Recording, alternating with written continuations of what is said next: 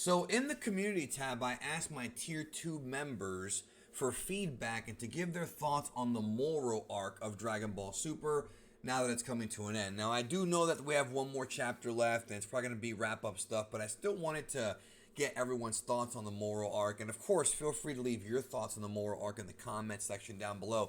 I'm probably going to make more videos after this next chapter, covering the entire arc as a whole, giving my thoughts and things of that nature.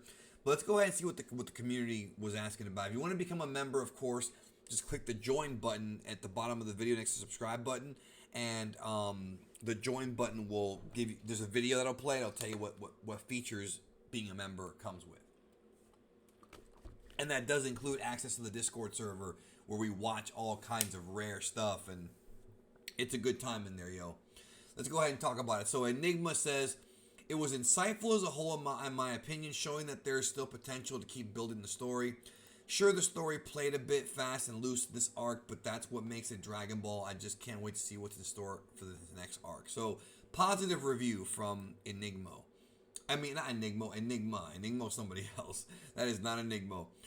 Thuggy TX says, I personally love this arc. I think it was one of the most creative stories told in modern Dragon Ball. It definitely was a step up from some of the other stuff we've seen in modern Dragon Ball when it comes to the characters and the ideas.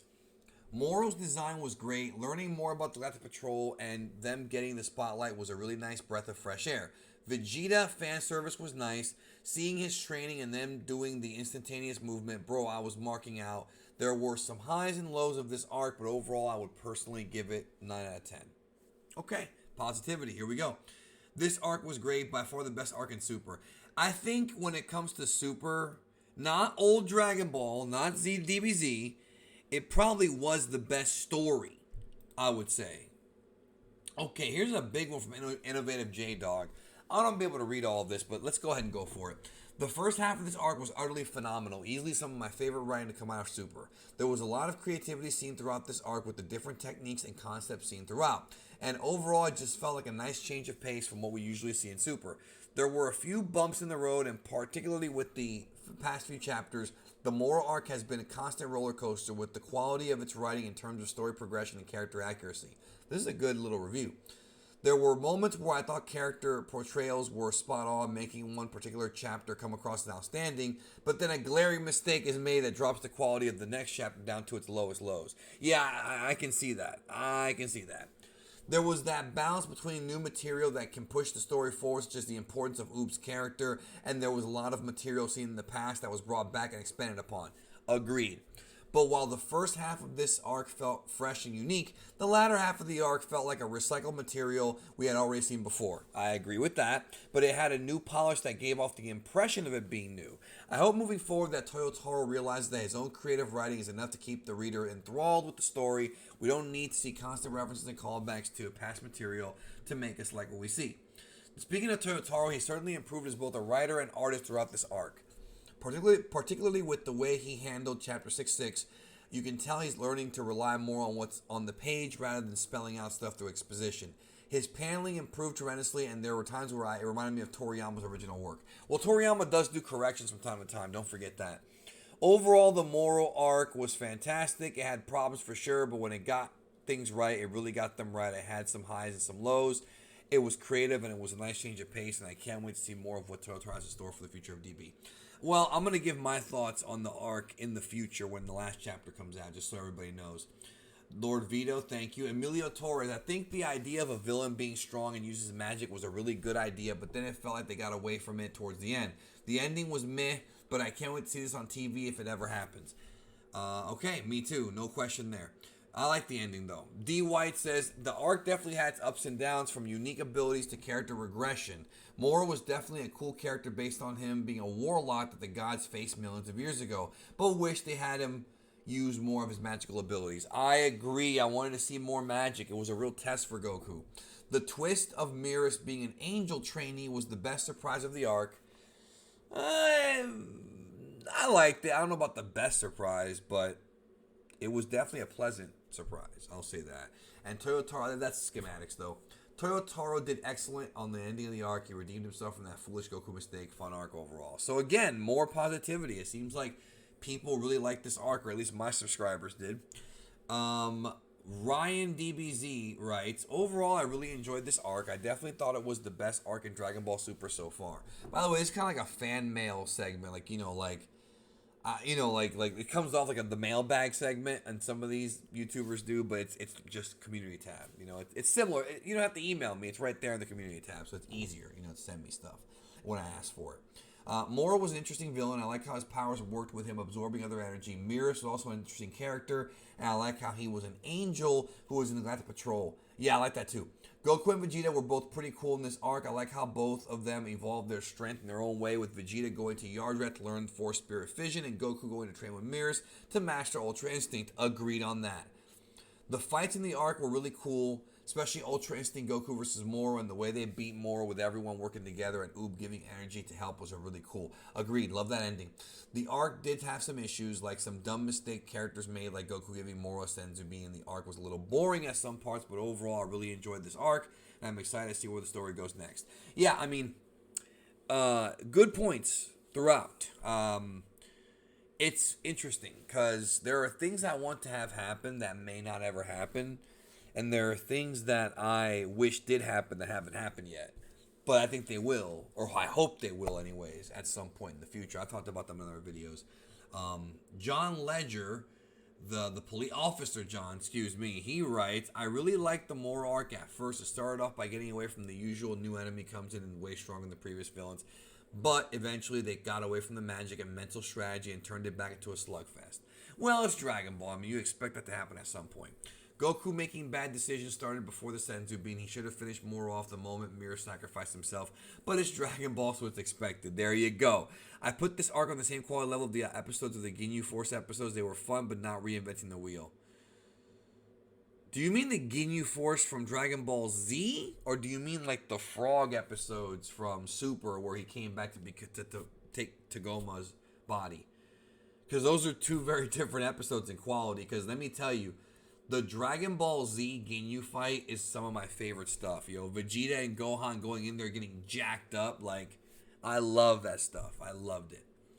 Sal says it had a few writing issues, like Vegeta wanted to defeat Kakarot and Goku giving... I don't even remember him saying that. I do not remember that. And Goku giving Moro a Senzu. I remember that. But I'd say overall the arc was enjoyable. Really enjoyable. And Moro might not have had as much charisma as someone like Frieza. Well, who does, right?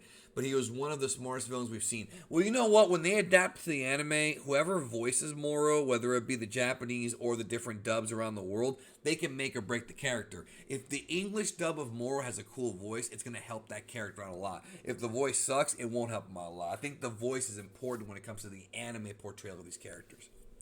Moving on, he always has something up his sleeve and made the arc much more fun. Unlike the Fish Trunks arc, the side characters did a lot here. You had Goku, Piccolo, Tenshinhan, etc. all contributing, all contributing to the battle in some way, which I appreciated a lot.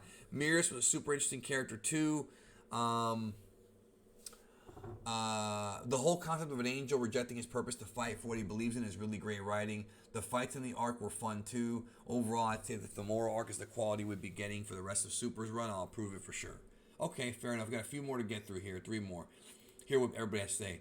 So John Ismarillion says, there were definitely great moments in this arc. Moro was a very clever villain at the beginning, and at the end, little lackluster in the middle. I think after he absorbed 7-3 is when things got back to Dragon Ball Z style, which I don't really hate too much, but it did take the arc down a bit. Finally, a villain that forced Goku and Vegeta not to rely on power and back to basic Dragon Ball with techniques. Yeah, but it wasn't as technical as it could have been. Vegeta had done great character building. The introduction of Mirrors was great, and learning more about what the angels can and can't do was great. Toyotar really needs to start coming up with more original ideas, though. This arc was full of recycled plots and moments from the past. Hopefully the next arc will be taken to a location where the things in the Z fighters have learned so far don't really mean anything. Demon Realm. Yeah, people have asked for that. Ross Boss says, honestly, as far as derivative ended up being in parts, at least visually, it was much needed breath of creative fresh air. And I really enjoyed seeing relatively unique direction be taken for a lot of different characters. I don't think it was that unique, though. I really don't. I see your point, but I don't really see it being that unique, especially for Goku and Vegeta. They're kind of the same character-wise, which I don't like, even though I hope that changes. Moro himself may have petered out a little towards the end, but he was still the vehicle for some great moments, and I ultimately feel stuck in the landing at the end. It stuck the landing at the end, so he's saying that Totoro did wrap it up in a good way. Given time, this will I'll probably remember as one of the better arcs of Super. I mean, when you compare it to the other arcs, you had 2 tournament arcs, which the second one was far better than the first one. You had the Resurrection F and Battle of Gods retellings in Super, which, quite frankly, weren't as good as the movies. Battle of Gods had some extra stuff in it. Resurrection F was garbage, and that's just point blank. The movie wasn't that great either, but the arc was really bad. Universe 6 tournament was okay. Looking back, it really doesn't age that well, to be honest with you. It's more of a setup for the bigger tournament later on. And then the Trunks arc was great, except for the ending. I thought the ending was bad. So I do think this arc was probably the most consistent in quality, and because of that, it probably was the best arc.